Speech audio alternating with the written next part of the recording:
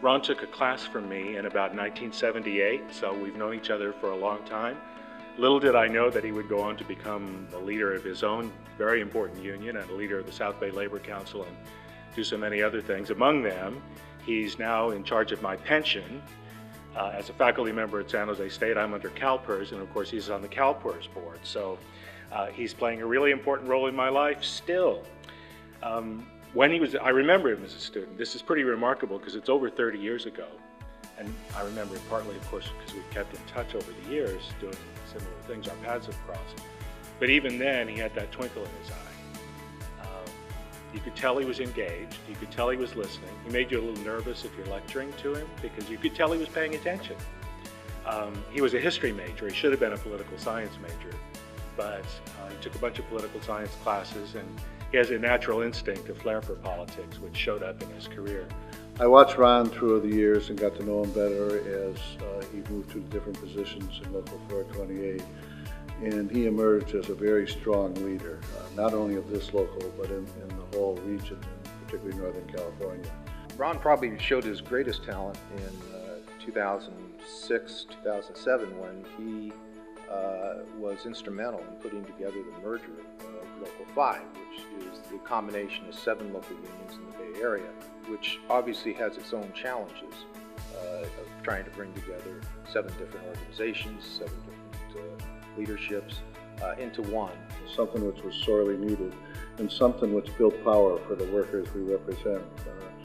With a stronger bargaining position, stronger in all the affairs of the local union and the international. I remember this one meeting where people were kind of going a little bit hog wild. That's the only way I can describe it. And I just remember thinking, oh my gosh, like how do we get this calm again?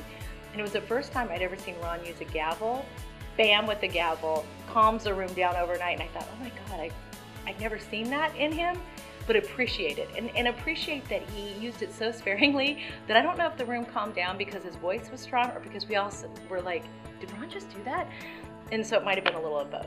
The temperament that Ron has and the kind of work that he's been doing with the union and how this valley has changed in terms of the population, the demographics, the influx of so many new immigrants from all over the world, and how he was able to adjust the UFCW to work with the different newcomers and to show them how people can advance themselves through unionization, through organizing. What I never knew, I always thought he was so available to me all the time. I didn't realize that he taught, he served on a college board, he was just an outstanding parent, and did all this other volunteer work and was really active in the Democratic Party. And, by the way, figured out a way to play golf, which the whole thing just kind of amazes me there. The legacy that I will feel for him, and I think others, was that as a labor leader, he was very generous as a union.